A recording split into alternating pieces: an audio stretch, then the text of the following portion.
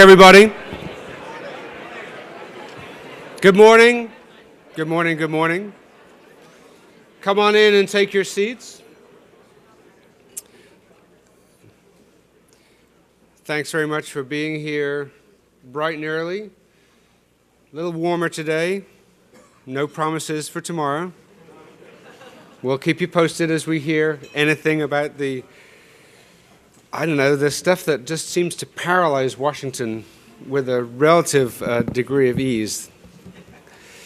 So I was looking at some of the Twitter stuff going on about the Bike Summit and just trying to keep up on things. And I follow a couple of colleagues back in England. And I saw one yesterday from Kevin Main, who used to be at the Cyclist Turn Club, now at the European Cyclist Federation. He says, comparing two hashtags from yesterday, hashtag MBS13 and hashtag Get Britain Cycling, hopeful versus depressing was his assessment. And Carlton Reid, who's love the work that he does, he's reporting from that parliamentary hearing on Get Britain Cycling, quoted a BBC reporter and cyclist John Snow, who said in the hearing, the private car will one day have to be completely removed from cities. And then followed it up by a quote from the former Prime Minister of Luxembourg, who said, we all know what to do, we just don't know how to get re-elected after we've done it.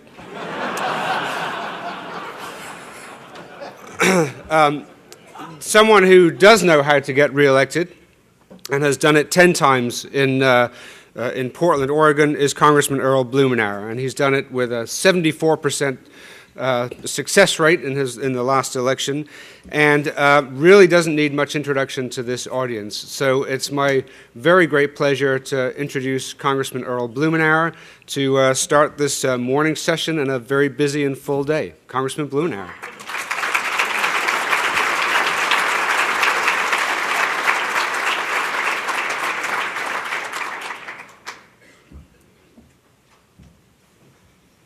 Thank you, Andy.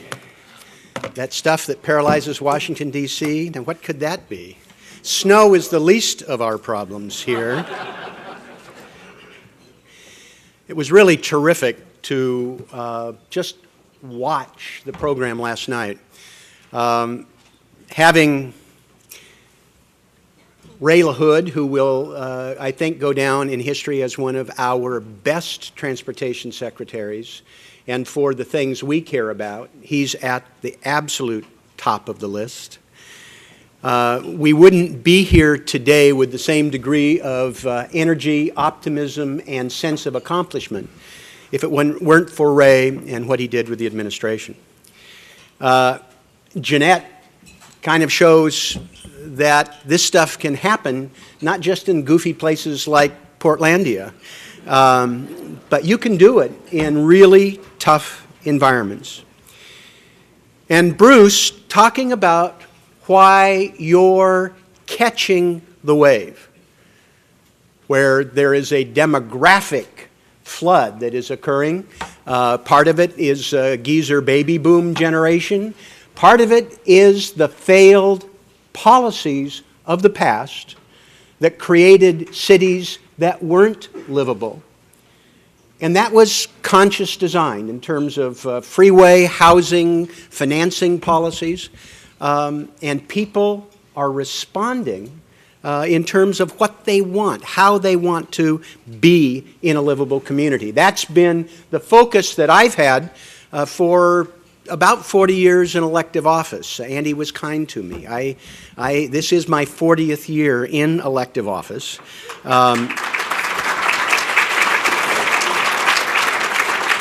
I started as a child legislator in Oregon, but I rode my bike to the Capitol then, and we had a little piece of legislation 20 years before Ice-T that abolished the Highway Commission in Oregon and created a Transportation Commission and mandated a multimodal, comprehensive, statewide transportation plan, which only took them 20 years to produce. But nonetheless, I've had a chance to watch this from the inside. And it's been fun working on things like light rail, reintroducing a modern streetcar back into urban America, working on energy, recycling, zoning, affordable housing. But I will tell you that there is nothing that I've been involved with over the course of these centuries that gives me as much satisfaction and which I think has been impactful dollar for dollar as much as the bicycle revolution that we were involved with. About 20 years ago, we started ramping it up in Portland. And it's fun to watch, even in a place where it rains all the time, that we've exceeded that 5% for our city. It's 3% for a pretty expansive region. And I've got neighborhoods that I represent where the mode split is 10% or more. We've watched that economy, cycling means business, where it's $150 million in our little community, over 1,000 people, but it is affecting the way that other business operate. You know, the future for many of your communities is attracting and keeping the bright young people who can live anywhere in the world. And what I hear from our tech, from our design community, from places that are involved. We've got a little shoe company called Nike in town, and headquarters of Adidas USA, and Columbia Sportswear, and Keen Footwear, a whole range of areas that aren't just cycling. But the cycling ethic infuses what they do, and it helps keep some of these best and brightest people. It changes how business is operating.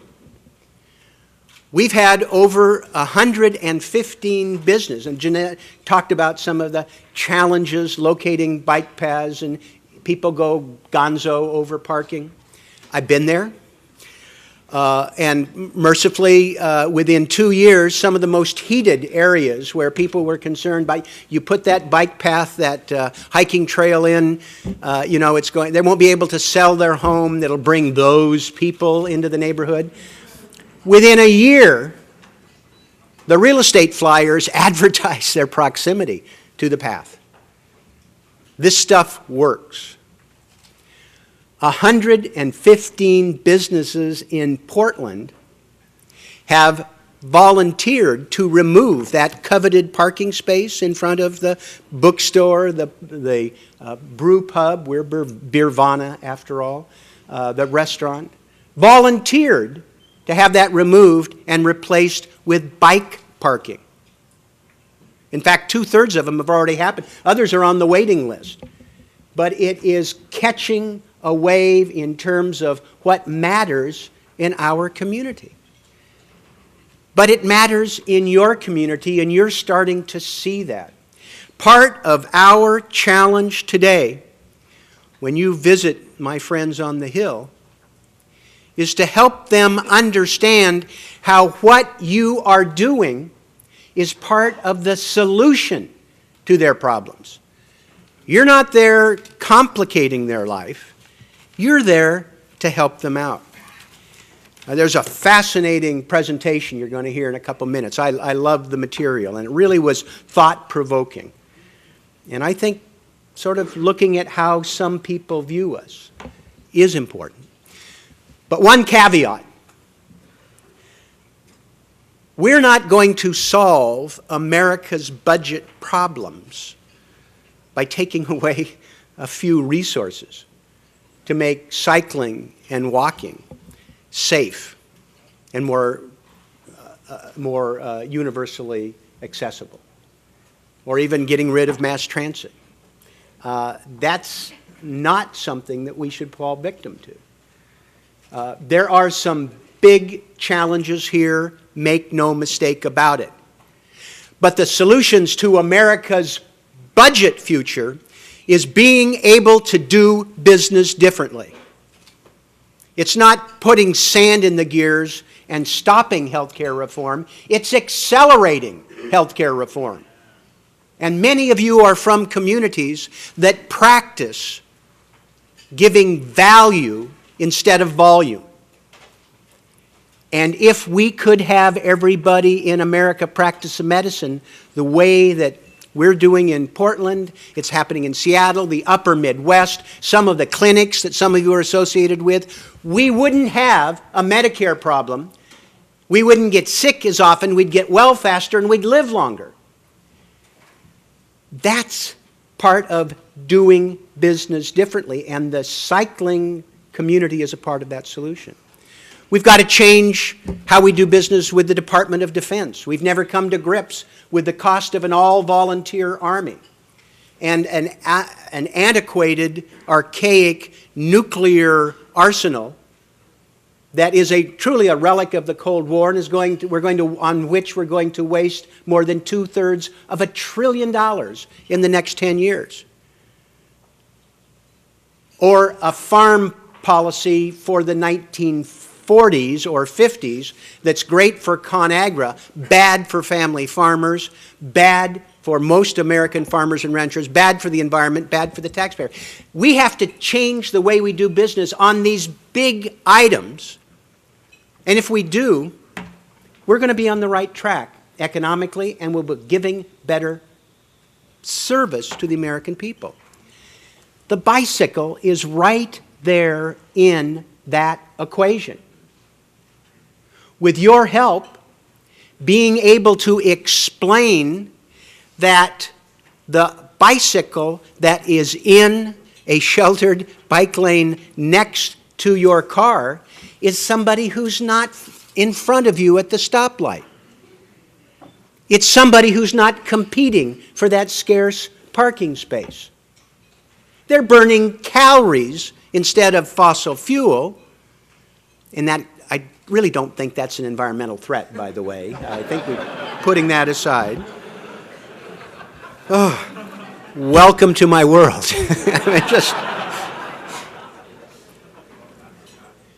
What you are doing in communities large and small across America is the fastest, most cost-effective way to move freight faster, to reduce congestion, to solve the gridlock that is paralyzing some communities. Safe routes to school gives us an opportunity to reduce the morning commute 30% and not have so many morbidly obese fourth graders. You're part of the solution. We need to get the economy going. $1 million spent on bike and pedestrian facilities creates more family wage jobs than expanding a highway. And you ought to be proud and modestly aggressive in driving that point home. You are here at a time of supreme dysfunction in your national government. This stuff drives me crazy. I was one of the few people, at least in my party, to get up and argue against the stupid budget deal at the end of the year. I said, let's hang with this. Let's try and have a bigger deal about resolving the fiscal cliff and rebuilding and renewing America, not settling for a small achievement and then creating not one, not two, but 3 fiscal cliffs. And you're watching it play out. And you're competing with people coming to Capitol Hill with this narrative of whether the sky is falling or, no, just crank it up, cut more, slash more. You're going to be, handled right, a welcome addition to their schedule. You're here with success stories. That $8.9 billion that's been invested since we transformed the transportation equation with the ICE-T legislation a little over 20 years ago has had profound consequences. And you have the opportunity to tell that story, both what's happened and what you can do if the federal government is a full partner. Not the complete partner. You're not here like some people asking the spigot to be opened and no accountability. You want the federal government to do its part, and you're more than willing to be held accountable for performing metrics. This ought to be music to their ears. But it ought to be more than just visiting here on Capitol Hill. It's important to meet the certified smart young people who run the place. Some of you were in a workshop yesterday with one of our certified smart young people, Tyler Frisbee. There's another one from Portland here, Kevin Posey. If you get stuck, as I've said before, talking to a senator or congressman, okay, do it, make the best of it, but zero in on that staff person. Because they travel in packs. They know what's going on sometimes before the news media, which is 2 days before the elected officials. They tend to be more open-minded, and it's their job to try and process information. We've distributed the House calendar in the state packets. It tells you when we're in session, and so if you're in Washington, D.C., you can time it to maybe come to the Hill when we're around. We're in session this week. Lucky you. But it also has something that is more important. It's when we're supposed to be home. And I'll guarantee you right now, there are people that are looking at this schedule and going, we've got these people the last week of March and the first week in April. What do I do with her? You know, she's going to want to go someplace. There's got to be a photo op. It should be feel good. It should be interesting. Ideally, it's fun. Any ideas? Any projects, any programs that you could put on that agenda for that state or that district director? And oh, if by the way the spring recess doesn't work, it appears that they're around the last week of April, first few days of May. They're around for 10 days over July 4th. It looks like the entire month of August. Can we do a little strategic planning to make it hard for them to avoid you?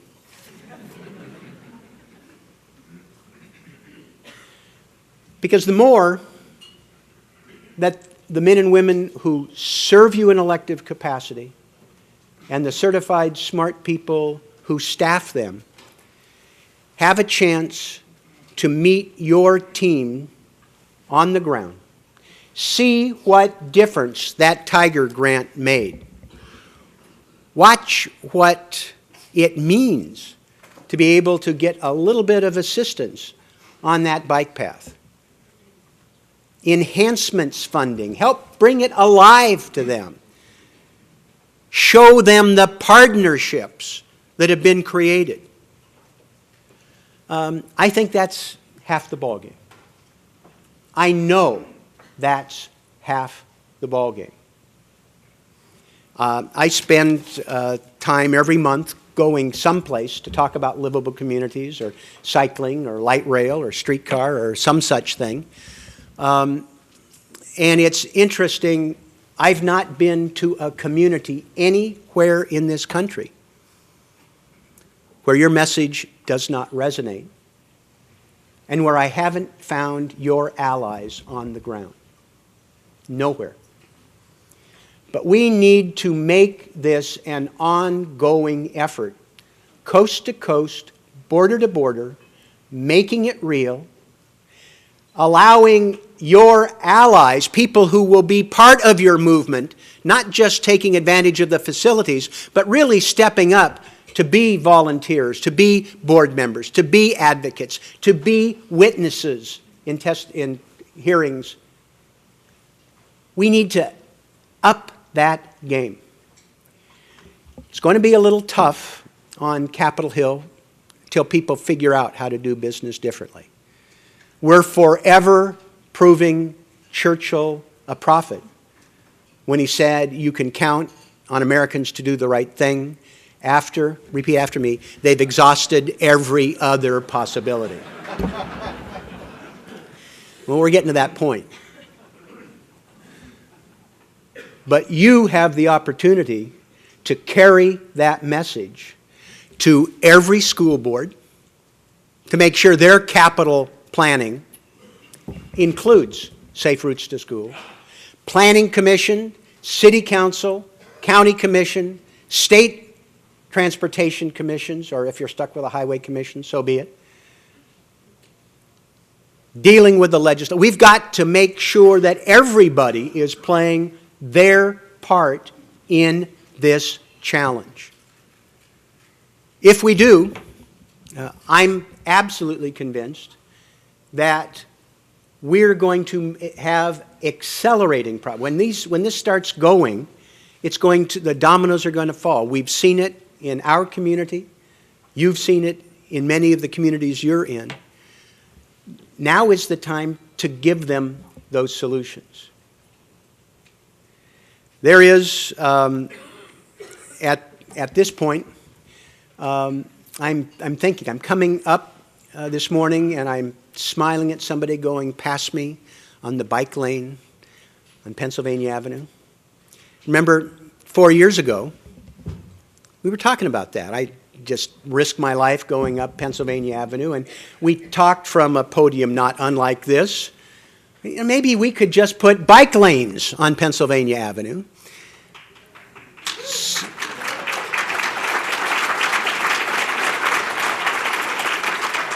Some of you clapped at the time. Others said, I work in D.C. Not in my lifetime. 2 years. It's there. It's a fixture. It matters to people. And it's part of the renaissance in your nation's capital. I deeply appreciate your willingness to be here again. 14 years and counting. I think every one of these bike summits has made a big difference. It has helped me be your advocate on Capitol Hill. People asking for bike pins. There's not a week that goes by that somebody doesn't come up to me and tell me about some cycling experience they've got, or ask for some advice, or just sketch in something that matters to them about the world of cycling. And there are Republicans and Democrats alike who are commuting on bike in your nation's capital. Proud of it, they live to tell the tale. That wasn't the case 17 years ago. There was one other person, sometimes. So you've been part of this revolution. You're here at a critical time. Don't be discouraged by the stuff that you're hearing in the media. Things are going to happen over the next couple years. You know, immigration reform is actually possible. A universal background check for gun purchases. I think it's going to happen. We're watching people have reality intrude, and opportunities to take these small victories and move them forward is the coin of the realm. And you've got one of the most valuable coins to offer. I hope you use it and spend it wisely. Thank you very much.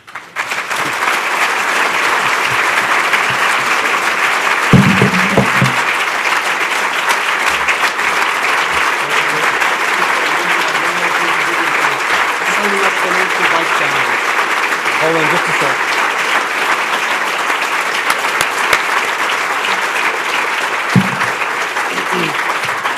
So Errol has always been one of those guys who walks the walk and talks the talk. and was the first person to sign up this year for the National Bike Challenge, a program with Kimberly Clark and Endo Mondo that we're proud to be involved in this year. And in recognition of that, and the first 399 other people that do that here, you will get one of these nice Polar water bottles with the new logo and branding and look. And we know that you will be a tough person to match in that challenge as you log your miles and reap the benefits of being on a bike. So thank you very much. Thanks for all your support.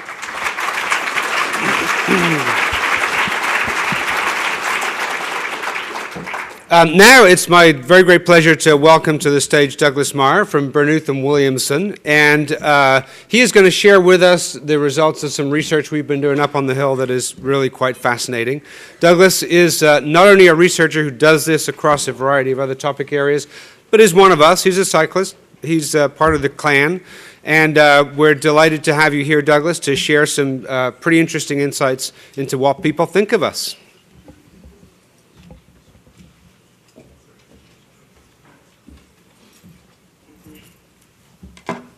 Thanks, everyone. It's a pleasure to be here today and a real honor to be speaking between the congressman and the mayor of my hometown, Indianapolis. So without further ado, I'm really excited by this work. As Andy mentioned, not only do I do this typically for a living, helping with strategic planning and stakeholder insights for nonprofit organizations, but as a cyclist, this was a special treat for me. So if we can go to the, let's see, where's the clicker here? There we go. Thank you. Somewhere. Okay. So just quickly, I've got more slides here and more text than I know I'll be able to cover. And that was done by design. There's a lot of comments and quotes in here from the people with whom I spoke.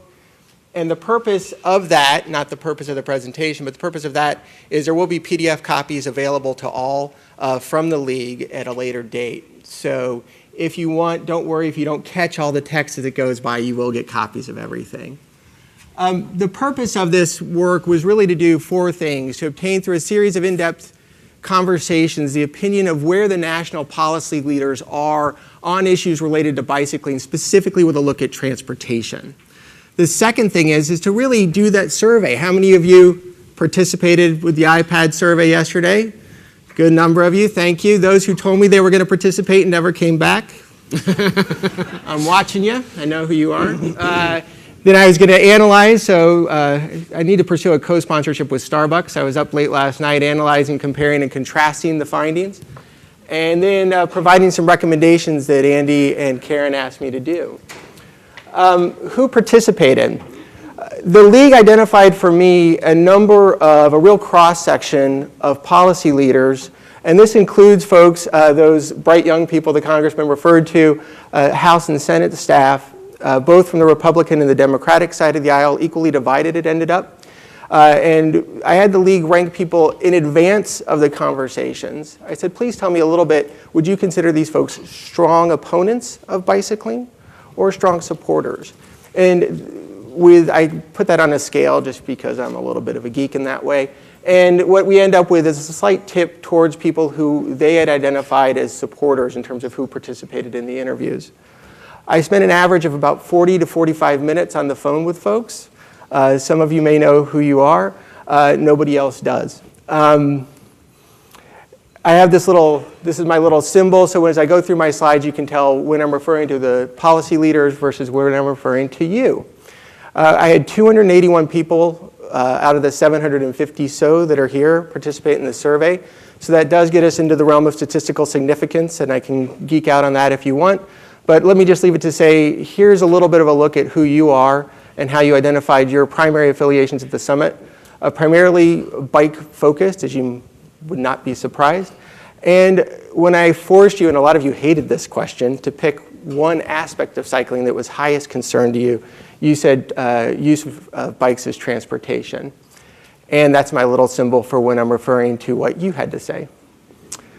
So let's talk about the findings. First and foremost, I know that cycling advocates have spent a lot of time asking for a seat at the table, and that you believe that cycling has an important role and that the federal government should be supporting cycling for local transportation. Rarely do you see this level of agreement in the work that I do.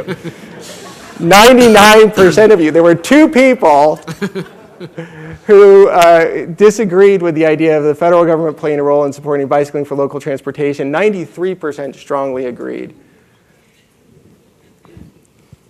And the interesting thing about that to me is what's been happening in DC and the local stories and the examples that you heard the congressman reference, you'll hear others reference, are really starting to resonate. In these conversations, I heard this time and time again, what's happening in DC is not only going to, but is already impacting the national conversation about bicycling and local transportation. And what policy leaders said to me on the whole is that acceptance is not the primary issue. Bike share in particular has been a game changer. Secretary LaHood and his attitude has been a game changer. Those are the 2 big themes that I've heard. So in sum, for years, we've been asking for a seat at the table. It's time to sit down. Stop trying to convince people that bicycling has a role in local transportation. What I heard time and time again was sit down and start talking about the solutions. Stop trying to convince me. The problem is not that bicycling is not there. The problem is what transportation, how are we going to solve it? So obstacles and opportunities to me, they're kind of 2 sides of the same coin. It depends often on how you look at it. So I wanted to bring up 5 different big themes that came out in these conversations and compare it a little bit to what you all had to say. These are funding, multimodalism, telling stories, how do you measure success of bicycling projects and programs, and the popularity of cycling. Most of you were strongly, just as a kind of litmus test for how the federal government's doing, I asked you about your satisfaction with MAP 21. Strong disagreement in terms of being satisfied. So you're highly unsatisfied with what happened in MAP 21. And what I heard from the policy leaders is that disagreement is less about the ends, it's more about the means. And I'll come to what I'm saying here is that when you go in and you say, well, bicycling deserves a fair share of federal transportation funding, first of all, that fair share language, I would not be recommending it. Because fair share, when you say fair share, you get into all these debates over, well, how much are you paying in to the transportation fund? Well, if you're paying in 0, then your share is 0. How do you like that?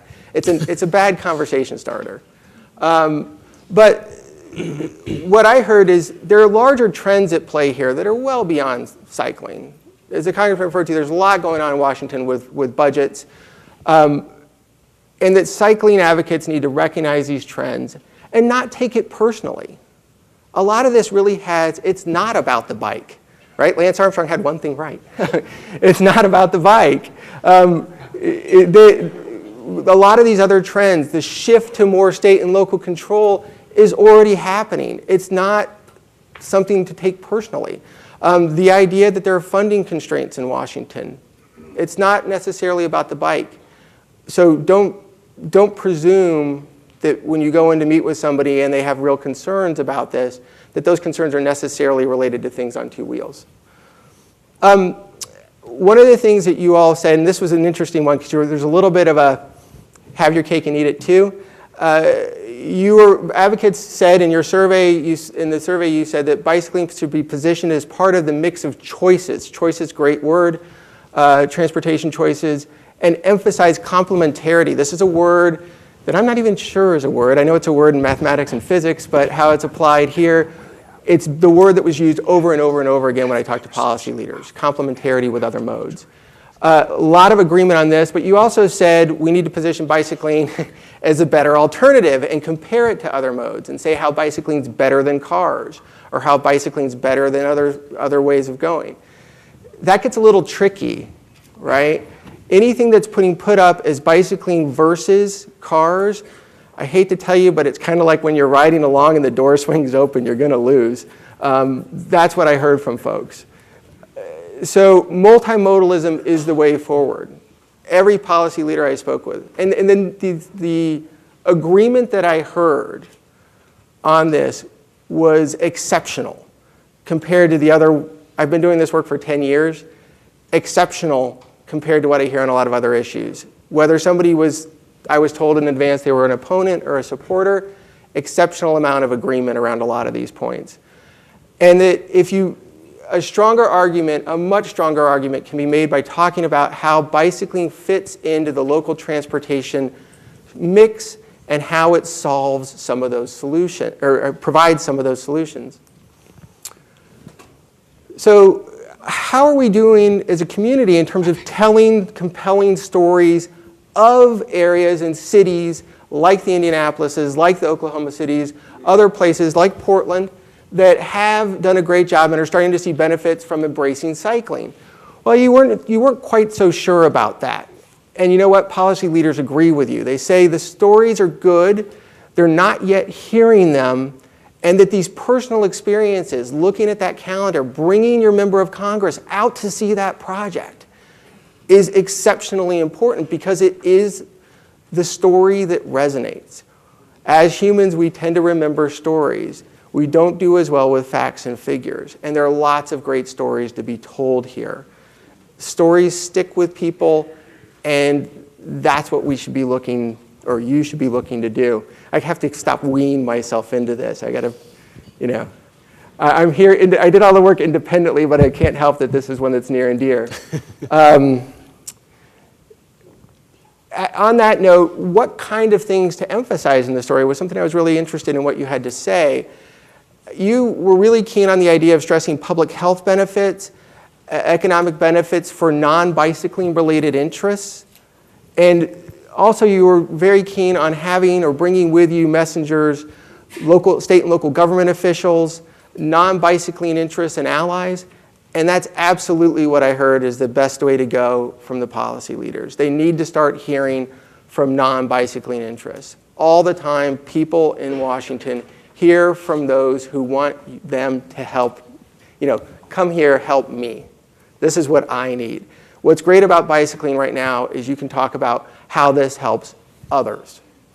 And that bigger picture, as one of the interviewees put it, and not just associating things with bicycling and bicyclists, is absolutely essential right now in terms of messaging. I heard this over and over and over again. And that if you're not talking, as the last quote says, if you're not speaking traffic safety, economic competitiveness, then forget it. Right? Doing this for the sake of bikes and bicycling is not enough. And when you say, well, we increased ridership, that isn't necessarily, or we increased bike sales, that isn't necessarily something that's going to resonate with most folk. Advocates say that national policy leaders are aware of the growing popularity of bicycling as local transportation. You weren't so sure. Well, almost everyone I talked to said they're seeing bicyclists out there, but they think that there's a lot of people out there who would not self-identify as cyclists. If I ask in this room, how many of you, if you ask one of your friends, would they say, yep, you're a cyclist? Right? It's kind of part of your identity. Well, I heard some pretty strong words about toning that down a little bit, that there's going to be a lot of other people out there who want to ride bikes but are maybe never going to call themselves a cyclist, and that's okay. In fact, that's a great ally. Anybody who's out there riding along is a tremendous asset to the movement. Some final thoughts, which we're not going to have time to really go through, but it was nice that a lot of folks, I always try to wrap up these conversations by asking if there was anything that I missed or that they wanted to add. And people had a lot of great things to say, and I'd strongly encourage you to read through these. One of the big ones was that a feeling that we're really at a crossroads now in how we think about transportation across the country. And now is really the time for the different modes to come together, focus on solutions, and tell compelling stories of where those things are starting to work. And being honest about where the problems are that come up. It certainly isn't any antipathy to bicycling in particular. I asked people, I got to the point where I became like a running joke with Karen. I'm like, I really want somebody to scream at me. I'm not masochistic or anything, but like, who's going to scream at me and tell me they just hate bikes? I asked people I said, look, where's the person who really just thinks bicycling is stupid? Either people didn't want to turn over their friend or there are not as many out there as you're thinking. There's maybe a perception issue here that, again, a lot more of the opposition had to do with the means of how to incorporate bicycling, who's going to pay for it, how's it going to be paid for, where is the decision going to be made, and much less about the bike. The other thing is that there's been, as the Congressman mentioned, a 20-year history of federal support for bicycling. It might be time, a lot of the opinion leaders were saying, to rethink how that federal support is structured. And this is particularly of concern when there's dedicated funding streams, questions like this. Lastly, let's go to some recommendations. One thing that was really key to me is you all feel that you're not doing a great job being united in your message. I would strongly encourage you that if 80% of you feel like transportation is the key thing that you want to advance, think about in your state groups, what is that one thing that you'd like the member or staff member to walk away with? And really think of how do you unite that message? If one person in your group is talking about rumble strips, another person's talking, you might lose somebody. It's not going to work. These are my recommendations, which Andy and Karen asked me to provide, and I'll just tell them about. The first one that's kind of the precursor to this, if you will, is take the seat at the table and start talking solutions. Think national, but talk local. Local support and decisions. Tell those success stories, emphasizing whenever you can, and having testimony from those who've benefited who are not bicycling specific. Be inwardly bike-centric. In no way does this suggest that you are bike advocates. That's what you advocate for. That's great. But be outwardly multimodal and mainstream. Note budget constraints. Acknowledge that they're real. And explore some of the existing options that are out there. Thank old allies. One of the quotes I kind of skipped over, there was a lot of feeling out there that people really went to the mat for the bicycling community. Again, ideal in perceptions, which to me are reality. The perception was a lot of people went to the mat for the bicycling community in this last round of transportation talks, and they could use a little thank you for that, even if advocates don't feel that it was a total success, as I know you don't. And of course, get to know your specific audience's interest and perspective. I'll leave you with a final quote here, which is somebody said to me, we need to talk about keeping cars safe from bikes. I said, oh really? Tell me more about that. And they weren't, this is somebody who was really concerned about bicycling, but they said, the reality is that most of the world looks at the world through a windshield.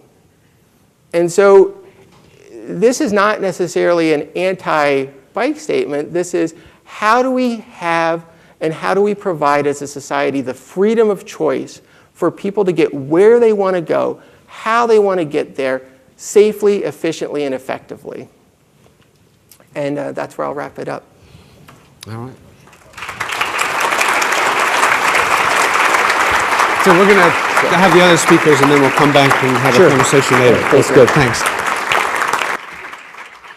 All right. There is a lot to think about from Douglas's presentation, and we're going to come back to that. Karen and I are going to put him on the spot and ask him some of the questions that we've been wondering about from his research. But in the meantime, we will also want to get some reaction from our next couple of speakers who are lined up. The first of whom is Mayor Ballard, Greg Ballard from Indianapolis, who in 2007 became mayor, was reelected in 2011. When he was elected, I gather it was considered the biggest political upset in Indiana history, or something along those lines. So someone who was bucking trends and surprising people. He's the 48th mayor and a Marine Corps veteran, and has a great story to tell about Indianapolis. So Mayor Greg Ballard, welcome to the Bike Summit.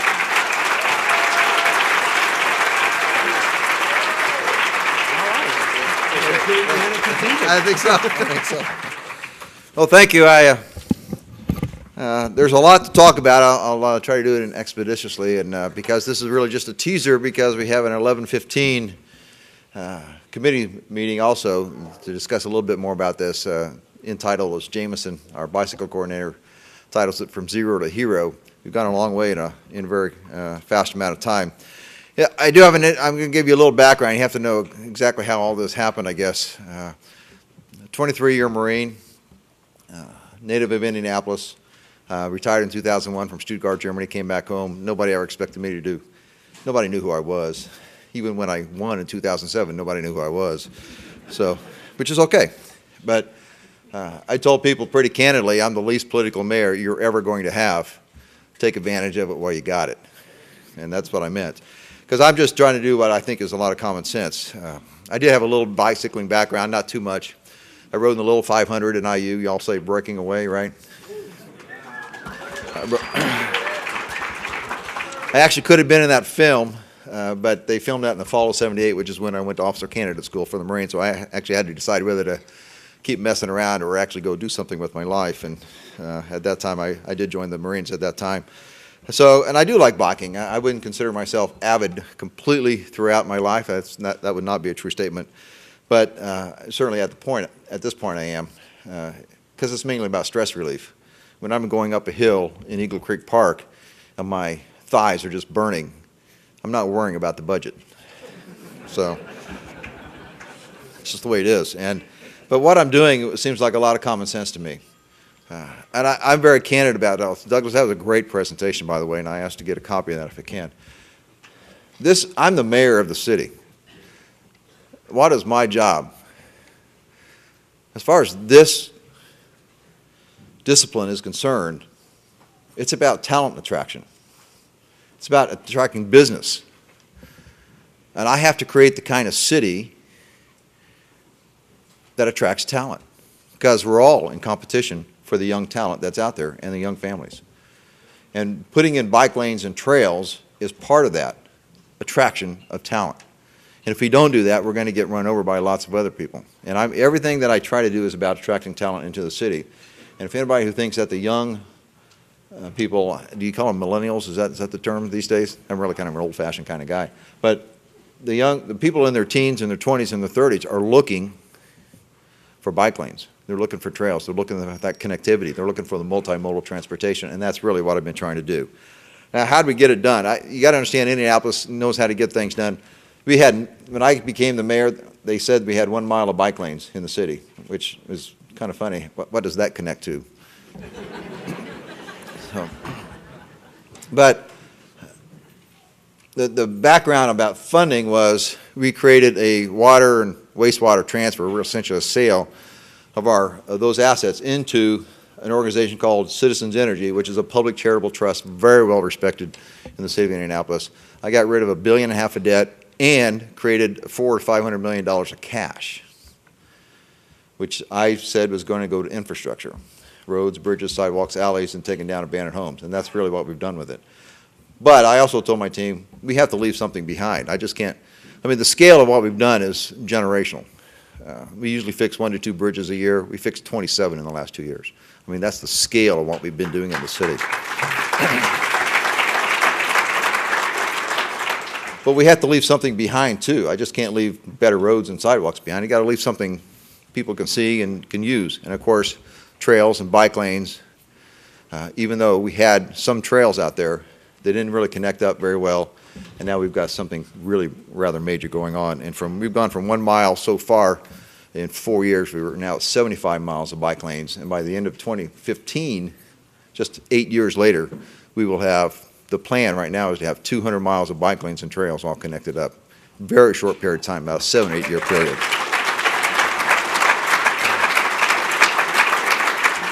And it was obvious last year when a lot of the connections were starting to be made at that point, where you could see people getting out a little bit more. We're in the city of Indianapolis, we know how to do big things. The Super Bowl that we ran last year is widely regarded as the best ever. We put on the Indianapolis 500 every year, which is the largest one-day sporting event and has been for decades in the entire world. So we can do big things, but there's some things you just have to do and put together the pieces. And to me, like I say, this is just common sense. I hear a lot of opposition out there, but I'm a Republican mayor. I always find it funny that you put the affiliation on your notes here. I always thought that was a little funny. But I got reelected, Republican mayor of a Democratic city, and I'm just doing it. All right? I'm just doing it. There's not a lot of opposition. There are some, but we generated the cash and we had to do something. to leave behind and create the kind of city. And I tell people very candidly, this is all about talent attraction. It's not because the mayor likes to ride bikes. I do like to ride bikes, but we've had great partnerships. Bicycle Indiana, a lot of people here, Nancy's here, IndyCog, which is an advocacy group, SEBA, Central Indiana Bicycle Association, Connie, who is an advocate with a local company, BGI, Bicycle Garage Indy, has worked with this Karin Haley, who now runs the executive director for the Cultural Trail. Used to be in our Office of Sustainability. We created the first ever Office of Sustainability in 2008 for the city. A lot of pieces have come together. Jameson, obviously, also with the city. And so many things have happened as a result of this. We're just putting this stuff down. We had this cultural trail going on. I think a lot of you have heard of the cultural trail. It's just about an 8 or 9 mile network, kind of like a spidering out of downtown, but it connects to a lot of other trails and takes you to a lot of cultural districts in the city of Indianapolis. The pavement is unbelievable. And when you're riding on it or even walking on it, it just feels different. And it's going to be there a long time. And it's beautiful. And it connects so much. It's kind of funny. That was an idea of a guy named Brian Payne about 12, 13 years ago. And about 3 years ago, Ray LaHood dropped $20 million on us. And we finished it. And we're going to cut the ribbon on that in May. But it's already being used tremendously. So we've got the cultural trail, which now connects all downtown, which is, we have a very connected downtown anyway, but now we connect out to the rest of the city as a result of it. A couple of years ago in our city market, which was being underutilized, I believe, we converted one end of it to what we call the Bike Hub, the YMCA Bike Hub. We got the YMCA in there.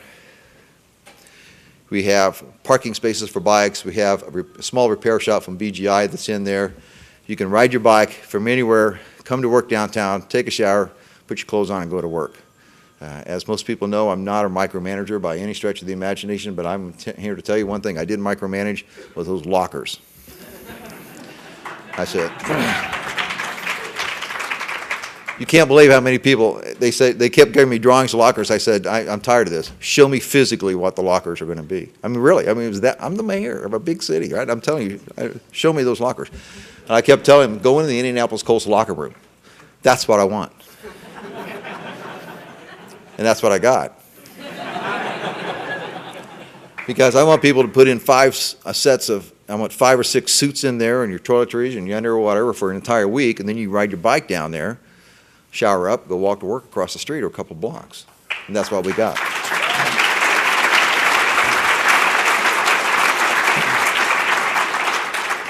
We're also lucky that we are the home of actually the best cycling university in the nation, a place called Marion University. Just won another national championship. I think it was in cyclocross, if I'm not mistaken, or BMX, I'm not sure. But they're in an area out there on near northwest side of town, and we had the velodrome out there that was left over from the Pan Am Games in 1987. Nice little area, completely underutilized. I'm not a big fan of saying the government knows how to do everything right. After 23 years in the Marine Corps and 8 years as the mayor, I don't know if I'm going to go on further, but I'm here to tell you, government doesn't get everything right. You have to partner with people to get things right. You have to put it, I always say you have to maximize the use of the public asset. And if government can't do it, you need to partner with somebody so we can maximize the use of that public asset. Now that complex around the velodrome is going to have cyclocross, BMX, criterium racing, and the velodrome racing. They're talking about park and rides, they're talking about community centers. It's quite the place now. We gave it to somebody who will take care of it. They're putting millions of dollars of capital improvements in there themselves, and it's going to be a much better place for the city of Indianapolis, other than just costing us $70,000. So why do we have to cut the grass out there and stuff like that? Which is what we were doing for years. Years we were doing that. We don't do that anymore. Now that place is dynamite, and it's getting even better. So you have to partner with the right people. It helps to have a cycling university like that that wins national championships every year. So it's really good. There are a lot of rides. There is a lot of outreach on this. Jameson has done a tremendous job on that. There are now 4 mayor's bike rides. We do have the Bike to Work Day. We do have the Tour de Cures, and we have all that. But I created 4 bike rides also. The main one being the mayor's bike ride, which is always the first Saturday in June, which I think helps out. Now we got a spring fever kickoff, and I think that's next month, or not, if the snow ever goes away. Of course, that doesn't really matter because we have the Polar Bear Pedal in the city of Indianapolis, which is now the first Saturday at every January, we had over 1,000 people, or close to 1,000 people this year, getting out there riding in the cold. It wasn't so bad this year. It was only 25 degrees. The year before, it was about probably below zero with the wind chill, and we had about 500 people out there. So there's a lot of pent-up demand in the city. And we just needed to provide the infrastructure. The other one is the mayor's birthday ride, which is a smaller ride, but my birthday's in November. That wasn't such a smart move. SEBA does a lot of rides, obviously. Central Indiana Bicycling Association does a lot of rides every weekend, pretty much. So there's a lot of demand, but they had no infrastructure. You didn't know it was out there. You just didn't know it was out there. And that's what we did, is we created this infrastructure for them to do that. We now have 3 crits in the summer. The Fountain Square crit, what's called the Indy crit, and the Mass Ave crit, all are kind of downtown. In 14, we should have a USA Pro Cycling crit, I think, is coming in. Again, sometimes I get a little foolish, get a little ahead of myself here, and the Indy crit has talked me into having as part of one of those races for the Indy crit, there's a race the mayor. And I mean, there's a story there, but I'm 58, all right, and it's not like I'm gonna. I want to race again, eventually. I don't want to get hurt and die, but I do. I do want to race again, just a little bit, even if it's maybe just a little show. I was trying to do it last year. I had a knee injury, couldn't quite get there, so we kind of devised this race the mayor thing that's going to come up, and so we're going to do a little training for that. But I think we're going to try to get the news media out there. Those calls are actually being made while we're here. Some TV anchors and some local reporters to ride with us, kind of like a celebrity race, guys who are in shape, because a lot of people do ride bikes. And so we're going to get a lot of press in that way to, again, highlight cycling in the city of Indianapolis and how much is being done. I don't know if they're going to trick this thing up and let me win or not. That would be fine. But one thing we don't have yet is bike share, but bike share is either coming this fall or next spring, is what it looks like. And we have a very generous philanthropist, which is helping to fund this certainly through the first 5 years. And I think that's going to be tremendous. Like you said, Douglas, that's a game changer. That's a game changer. I got bikes all over the city of Indianapolis right now, but the bike share is something that we don't have quite yet, but we will have very, very shortly as part of that game changer that we're done. So that's what we've done. We've done it in a very fast time frame compared to what I'm hearing from what people are talking about. We've essentially done this in a 4-year period, gone from whatever that mile of bike lane was to 75 bike lanes, starting to connect up with the trails, and on our way to 200 miles of bike lanes and trails by 2015. Essentially a 7 or 8 year period, which I think is dramatic from what I'm gathering. But to me, it was just common sense. It was about talent attraction. And I know I'm making an impact. It's funny how people come up to me and talk to me, because I do get a little pushback here and there. But I was talking to a group, I don't know, maybe last year or something. This is kind of my favorite bicycling comment. When people who do oppose this, some of the car mentality types, and I like cars, I like driving, but we put bike lanes on some busy roads, Allisonville Road and Lafayette Road on northeast and northwest sides of town. And some lady came up to me and says, listen, when I drive next to those bike lanes, I have to slow down. I said, exactly. Now you're getting it. Now you're getting it. Thank you.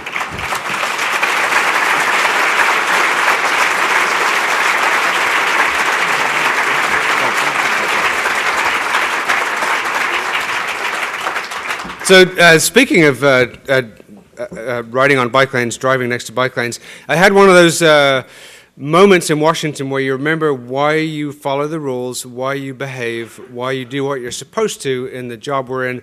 I was riding to work last Thursday down the L Street bike lanes, and I get to a stop, and 1 or 2 cyclists, I have to admit, didn't exactly follow the rules and maybe ran the stop sign and all light, not me. Which was good, because I look over to my right, and in a car, I see someone I sort of recognize. I wasn't sure who it was. As he pulled off, I looked behind on the license plate, and it was a Wisconsin license plate. Sure enough, it was Congressman Petri.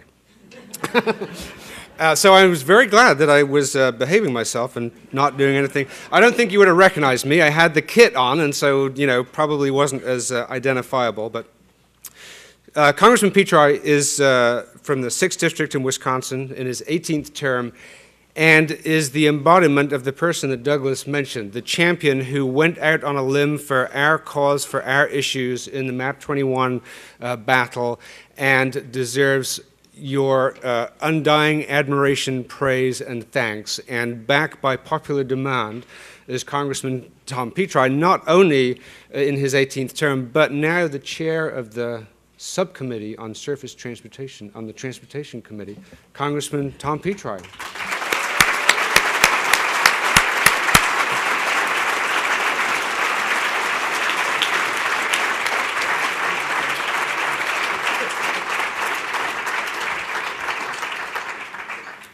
Thank you very much. It's good to be here. I understand you heard from my co-chairman of the Bike Caucus, Earl Blumenauer, a bit earlier. I saw him on the way in. He said you were all enthusiastic and warmed up, and he took some credit for that. But in any event, I enjoyed the opportunity to get here a little earlier and hear what was going on in Indianapolis, and I think it's symptomatic. He, as mayor, says he's competing with other cities, and this is one of the ways to compete, because young professionals particularly want to have active lifestyles for their kids. They want to have a range of things to do besides sitting in front of the tube, and bikes and walking trails and all the rest of it as part of an integrated approach to community development and to transportation makes an awful lot of sense. And I really enjoyed Doug's presentation of polling, and he's going to be back, I understand, to answer more questions and things, and symbolizes to me, represents to me a effort to try to stand outside yourself and see how other people perceive you and how you can connect and all the rest. And so I thought, what could I say that would be useful on this? And let me just turn it around and say that we really need your help. It's sort of a two-way street. And the problem that the Congress and the people in the transportation sector face right now, and you've been sort of being buffeted by some of the consequences of this, is that we have a major national interest and commitment and need for first-rate infrastructure across the spectrum, and we're not adequately meeting that need. And the financial gearing that we have as a country to pay for that, the Transportation Trust Fund out of user fees, using the diesel fuel and gas tax as a proxy for that, is on the verge, if it hasn't already, breaking down. The revenue that's being generated is only represents only about 60% of what we are currently spending. We're basically borrowing or appropriating from general revenue the rest, and this is and we're underinvesting as it is. Now, it's not because of bad things necessarily. We're developing alternative fuels. Probably see a big surge in natural gas shortly that haven't been traditionally subject to the diesel fuel and gasoline taxes. A lot of investment and research is going into greater fuel efficiency, and it's paying off. Vehicles are much more efficient, but the rain still falls on the roads and the snow and the rest, and so the need to maintain the infrastructure is not declining while the stream of revenue to do that we currently have is declining. So I'm really hoping, we would like to do, our goal in the transportation area in the Congress, I think, and certainly in the House, is to work on a more bipartisan basis to figure out how we can get the resources together that we need in order to meet this national need. And I think having a bigger tent is better than trying to steal away from little bits of sectors and having a smaller tent. I think it's sort of self-defeating in the end, but that's a different argument. What we really need is all the help we can get from a broad range of interests to help figure out how to come up with the resources. If we do not have a growing program, one that actually meets our needs, it's very hard to get something through the Congress. As you saw in the last, we kind of fell into fighting. The House had one version, never got it to the floor of the House even. Senate had another, but it was really essentially a year-and-a-half extension of the current program with some tweaking for better or for worse in different parts of it. It's not a fundamental new 5 or 6 year bill, which most people feel is the way to go because these are big investments. They take a long time to plan. The contractors and other equipment makers and the rest, it helps them to have a framework so they can plan themselves, and we're not providing that right now. It causes greater inefficiency in the whole system. So we're kind of at a crossroads, but one of the things we're going to be trying to do in our hearings as we go forward this year and next year to try to tee up this. I'm a big believer in not in sort of self-flagellation and oh woe and we're not doing very well and we got to cut back and so on and so forth, but of trying to sort of use the carrot of putting out there what the future can look like if we step up to bat and realize the potential that's really there.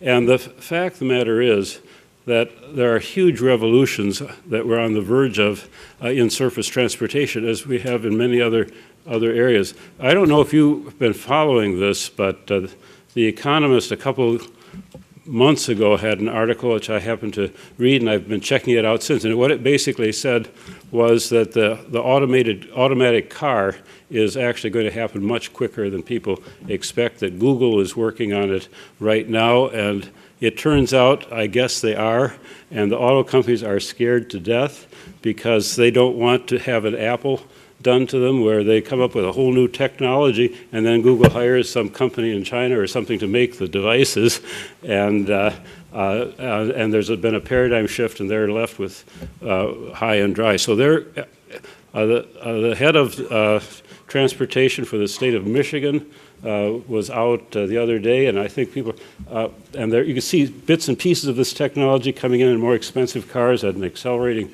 rate. But we are really the auto companies, other firms are working very, very hard on vehicles that will be able to, instead of just dialing your Google, you'll dial in on your car and then go back and do your texting or whatever you want to do, and the car will drive to where you are. You can hop on your bike and go the rest of the way to work, or however the system is integrated. There are a lot of potentials of that down the road.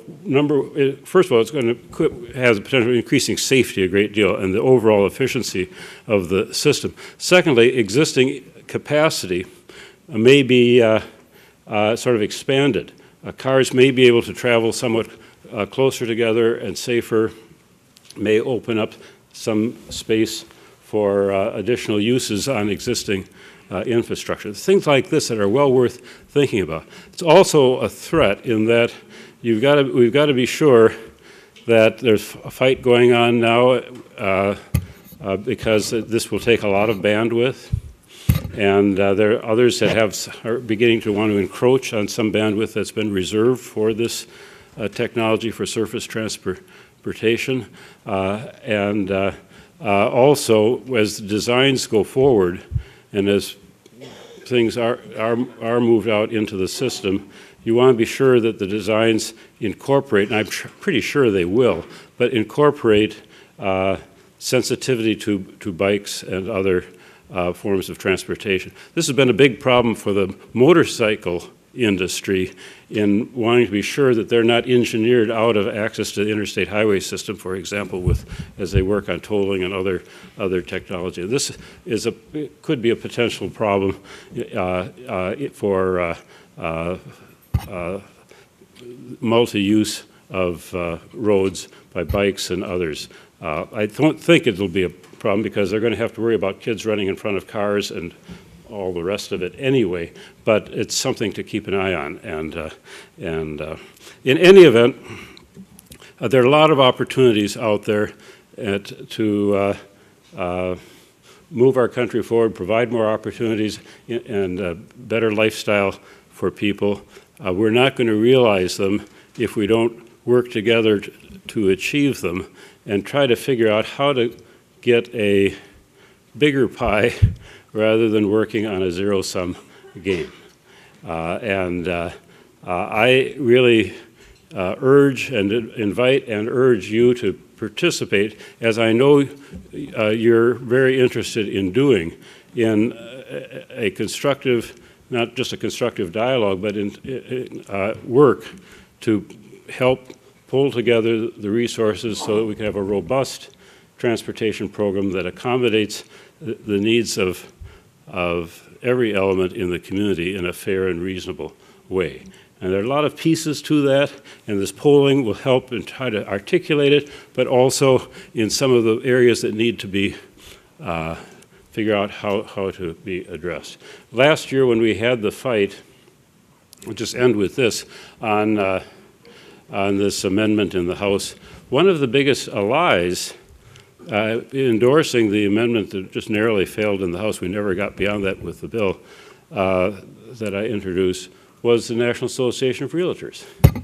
Now, what do they care about bikes? I mean, they're not, because this adds to value and it's something that their members are very interested in as they develop subdivisions and work on it. So there are a lot of allies out there, people who may not even realize until you reach out or analyze the situation that will partner with you in a constructive way. And this is something I hope also, one last thought, hope you don't only focus on Washington and what we do here. It's very important to work in communities all across the country. There's been a lot of progress made through safe routes to schools and other things. Invite members in your state legislature and the federal Congress to come and see some of that progress and enjoy celebrating the success of it. And I think you can build allies as you point out what's in fact being done in communities all across the country. And people like the mayor of Indianapolis and governors and so on will end up trying to figure out how to make sure that biking and safe access to an alternative walking, biking, a variety of different healthy lifestyle choices are part of the transportation of the future here in the United States. So thank you very much for having me.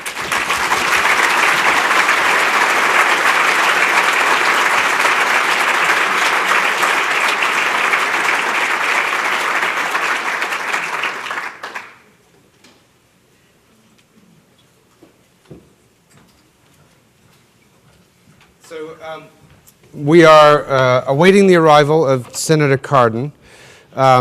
Mike Van Abel, where are you? You want to do the double act we had to do a couple of years ago when we were waiting for Secretary Salazar? No? All right. Well, then Douglas and Karen, come back up here for just a second. Are you guys mic'd up? Okay. So, and don't worry, we'll adjust the workshop schedule. Don't panic if you're moderating. We'll just go a little into the break and a little into the break at the end of the first workshop session. But I really want to hear from Senator Cardin as well. So, Douglas, we've completed the 360 on Karen.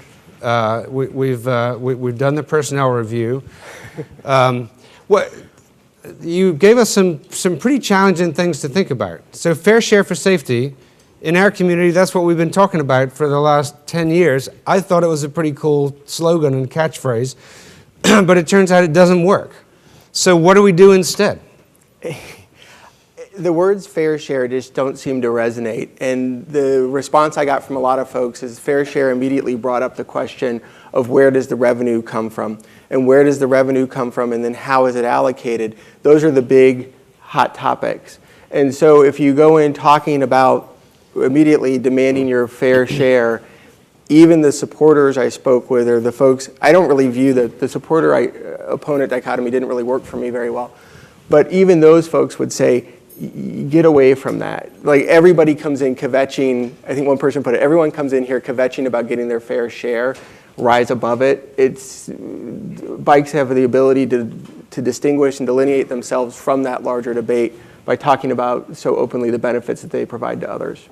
And in terms of messaging, Karen, we've responded, and we're not asking for a fair share. Believe me, we had fact sheets printed up for you all to take up to the Hill on Wednesday with fair share for safety written across the top of it, and had to reuse them. Well, and one of the things we did here was that safety makes sense, that Yes. that is an issue that has a policy solution. But what we need to do then is ask for safer roads and safer conditions. They'll figure out how to do it, and it will take money, but we don't need to ask for the money. We need to ask for those safer roads. And the way that we're doing it this time is through the performance measures, which Congress themselves put into the bill and has asked the U.S. Department of Transportation to create. So we're asking for one that is for non-motorized safety. If I can just add on to that, one of the things that Mayor Ballard mentioned that resonated absolutely in all the conversations I had is that there are larger trends at work here. And that idea that there's a younger urban-oriented population that doesn't want to the dream is no longer to get the big house way out in the suburbs and have to drive a long way to work. It's to have the livable, walkable, bikeable community.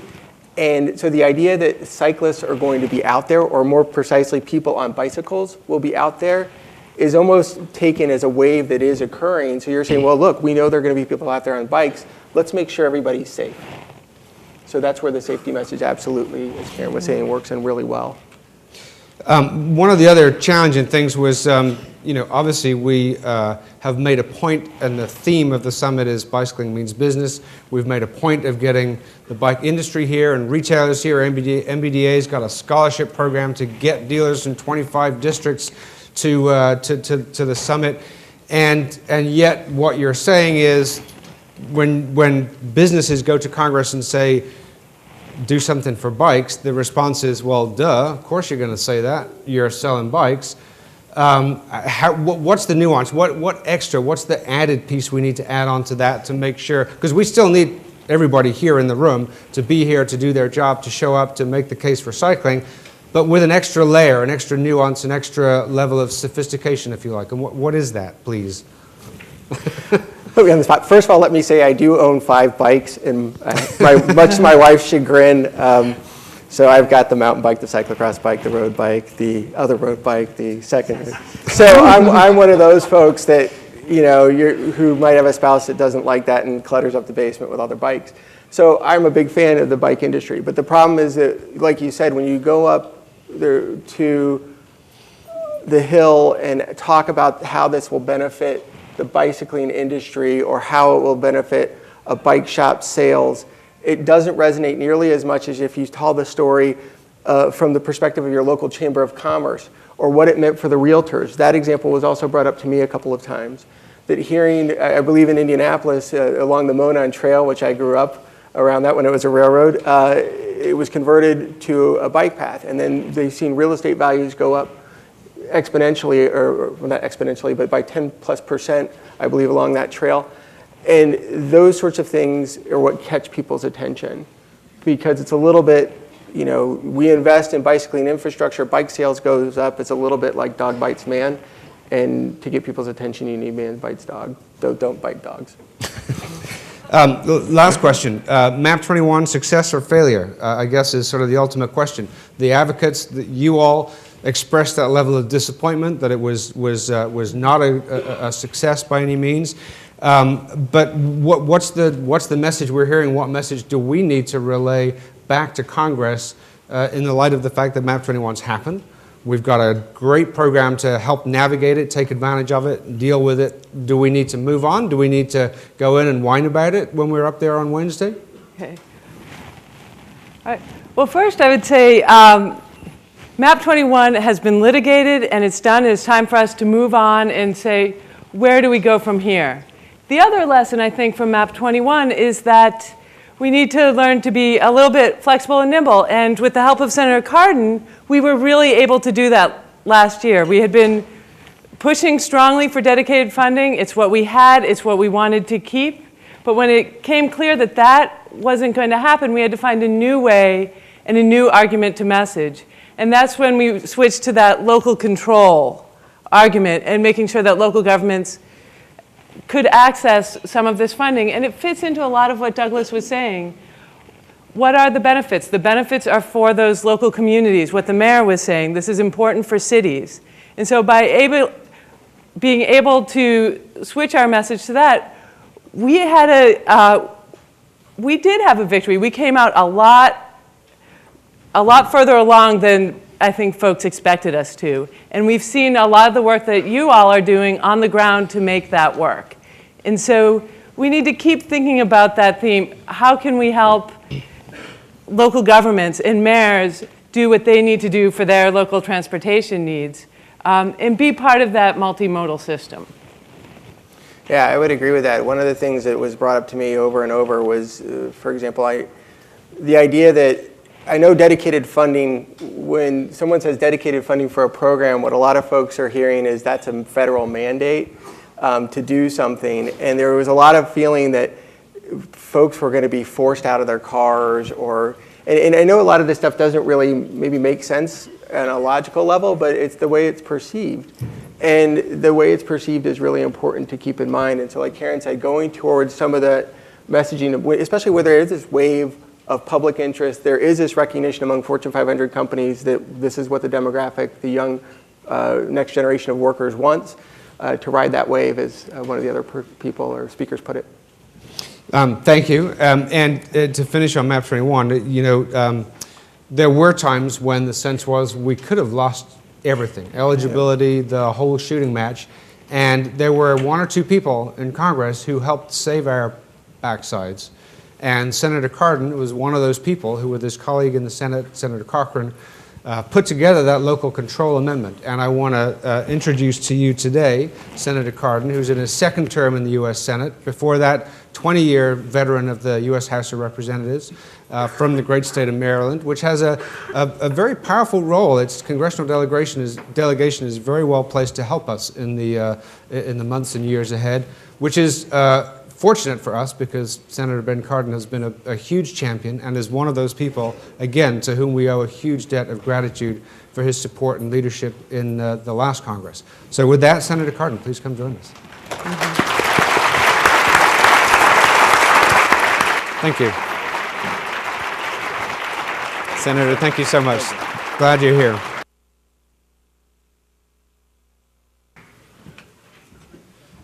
Good morning. It's really great to be here, and I thank you all for being here on Capitol Hill. You make a big difference, and I know you all have very busy lives, and you could be doing a lot this week, and you're here to lobby your government, and we thank you very much for that. Nice things have been said about me. I want to introduce Josh Klein, who does the real work on my staff. He was there day in and day out on MAP 21. I'm going to talk a little bit about that. To make sure that we still had an opportunity to advance bike paths in this country, bike trails. Let me just, if I might, give you a little bit of background. A few years ago, maybe 15 or so, I had a chance to direct some congressional funds under a transportation bill. And there was a lot of pressure to continue to build roads. And there were a lot of unmet road needs in my community. And I took a small fraction of that to dedicate some funds to the Gwynns Falls Trail in Baltimore. Now, if you haven't been to Baltimore, please come.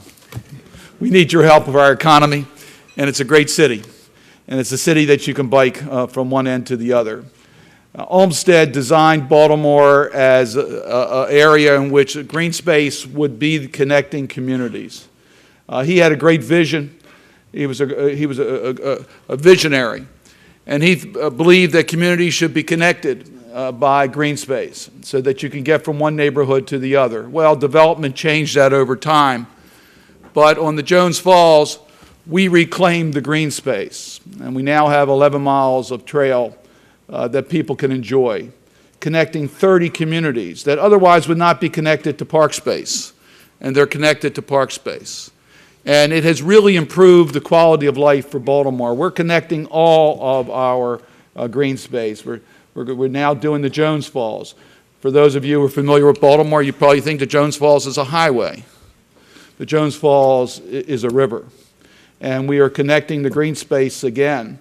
And it's wonderful to see. I've been able to take my grandchildren on those paths to see the beauty of Leakin Park and the wonderful, wonderful community. And we bike on there, and we just enjoy it, and it's improved the quality of life. So my experience on fighting for sensible priorities in this country on the use of transportation funds is to make it possible for us to take some of those funds and use it for paths, to use it for people to be able to walk and bike and enjoy their community. And we've had some success. And quite frankly, in Baltimore, I've looked at the numbers, and over the last 3 years, we've seen a 40% increase on people who commute by bike in our community. That's a great number. They have a predictable time to get to work in the morning. Now, for those of you who did happen to drive today rather than bike, and you came close to the Washington Beltway, you saw gridlock. Now, tomorrow when you're on Capitol Hill, you're going to see a different form of gridlock. But you are able to avoid that gridlock when you bike to work. So you get a predictable time. You know that when you say you're going to be someplace, you'll be there when you bike. It's also healthier for you, as you know. It's also makes sense economically. You're saving money. I appreciate you might have a lot of bikes in your basement, but you're saving money. You can convince your spouse of that. You really are. And you're saving our environment. Every mile you bike, 1 less pound of CO2 that goes into the air. That's just a wonderful record. So why should there be anyone who doubts that we should take a small fraction of the money that we would otherwise use to build concrete roads and devote it for paths? Why would anybody question the economics? It seems so sensible. But yet we're up against a tremendous battle here on Capitol Hill. I just want to sort of underscore what Karen said a few moments ago on map 21. Yes, we were disappointed. We would like to have had the dedicated funding that we knew would go for paths. We wanted that. We thought it made abundant sense. But I tell you, if you listen to the rhetoric coming out on Capitol Hill as we started map 21, not one dime other than for roads and flexibility to the states, and that there would be no set-asides at all or opportunity. At the end of the day, we were successful with the Cardin-Cochran provision because of the people in this room. And you're lobbying. You were smart. You figured out a strategy to win. Rather than just make a point, we won. Strategy is local control. Mayor Ballard, you'll spend the money a lot smarter than people in your capital will to help your community. So we gave the locals the opportunity to have funds available to make a difference. That flexibility is there. Can we do better? We have to do better. I need more money for the Jones Falls Trail in Baltimore. I need more money for other trails. I was with Secretary Salazar as we were on Anacostia Riverwalk biking. What a great investment we made there. But there's a lot more opportunities like the Anacostia Riverwalk that we have to invest in. And in doing that, yes, we will make our communities more accessible. There will be a lot of people who are trapped who will be able to see the beauty of their community through the use of these paths and the trails. and we'll have healthier people. This is a plan to reduce healthcare costs. We're looking for a way to deal with the rising cost of healthcare and the budget debate. Well, if more people bike, then we have a healthier community. That's the truth. I mean, we need to get people active and involved and using their bodies. We will save our environment, we'll save our economy, and we're going to have happier people. And when we have happier people, I'm more likely to get reelected. So it makes a lot more sense all around to do it this way. So I just really wanted you to know this is a fight that we have to win. That we have to win. And we've got to look for opportunity to make further advancements. I wasn't satisfied with MAP 21. We had a great victory in it, but I wasn't satisfied. We need to do more. We need to find more ways to give the type of opportunities so the great leaders that we have in our cities and around the country have the resources in order to do what's right for the safety and health and happiness of the people of our community. I tell you, when I look around this room and see who's here, I can't help but be optimistic that we'll be able to achieve those objectives. So tomorrow, it might be a little snowy, but when you're on the Hill, and you'll be talking to staff, you may talk to some members, just underscore what a relatively small investment the funds we're talking about are all about, and how it really does make our community stronger, healthier, sensible, and more economic. And I'm convinced that we're going to win this, and we're going to be able to make these type of advancements to improve the quality of life for all the people in our community. Thank you for being here, and thank you for what you do.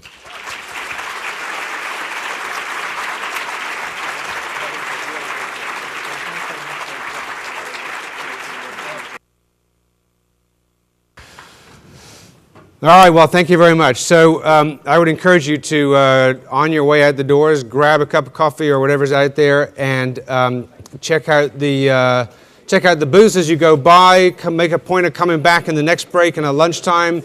Go straight to your workshops and breakouts. And moderators, take an extra few minutes if you need to make up the time. And we will see you back in here at lunchtime.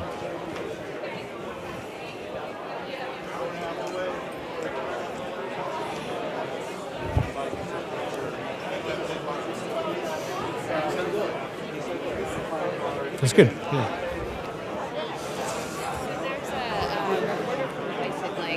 Oh, good. To you and for the mayor. I might just tell them that the mayor's session. I learned from you last night. Thank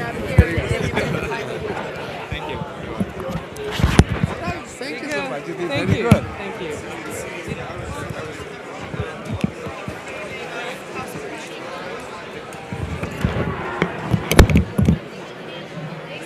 I was debating between that one and Better Blocks.